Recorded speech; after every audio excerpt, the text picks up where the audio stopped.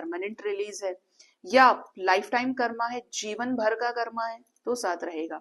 ठीक है, तो डेस्टिनी में कुछ चीजों को आप चेंज नहीं कर सकते, आप सिर्फ बेहतर कर सकते हो, लेकिन किसी चीज के साथ छेड़छाड़ नहीं कर सकते। समझिएगा बात को। तो जो डेस्टिनी बिलीवर नहीं है, कर्मा बिलीवर भी है, तो कर्म भी बुद्धि के अनुसार ही होता है। ठीक है, और बुद्धि चलती है संचित कर्मा से। ठीक है, कैसे चलती है बुद्धि संचित कर्मा से? जब आप किसी चीज पर कोई एक्शन लेने वाले होते हैं, तो उससे पहले आप पीछे की चीजें सोचते हैं ना।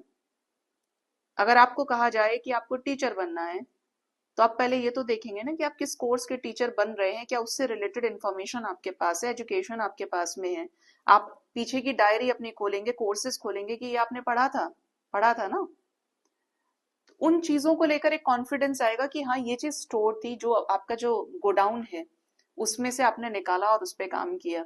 ठीक है, लेकिन अगर आप इस चीज को नहीं मानते, तब भी चीजों को, प्रकृति को कोई फर्क नहीं पड़ रहा है, तो अकॉर्डिंगली कर्मास भी वैसे क्रिएट होते हैं।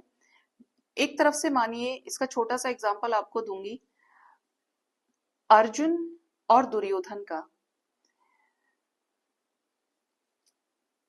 आपको वो सीन याद है? एक वक्त आता है कि जब युद्ध होने वाला होता है, तो अक्षौहिणी सेना और कृष्ण में से चुनाव करना होता है। तो भगवान कृष्ण के पास में अर्जुन भी पहुंचता है और दुर्योधन भी पहुंचता है।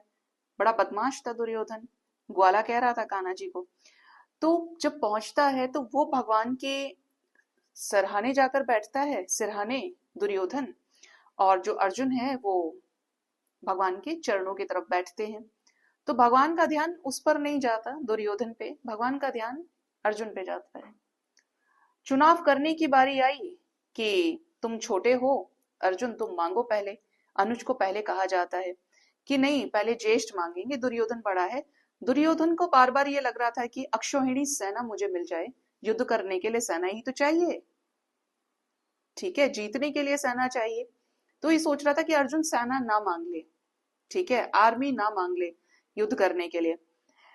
लेकिन उसने, चाहे उसको पहले मौका भी दिया गया, तब भी उसने चुनाव प्रभु का किया। देखिए, दोनों की अपनी डेस्टिनी है, और डेस्टिनी बनाने वाला सामने है।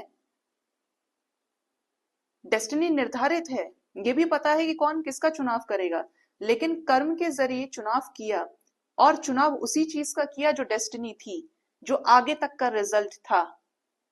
ठीक है, तो अर्जुन ने चुनाव किया भगवान कृष्ण का, और दुर्योधन ने कहा कि जब मेरे अनुज ने आपको चुन ही लिया है, तो मुझे फिर अक्षौहिणी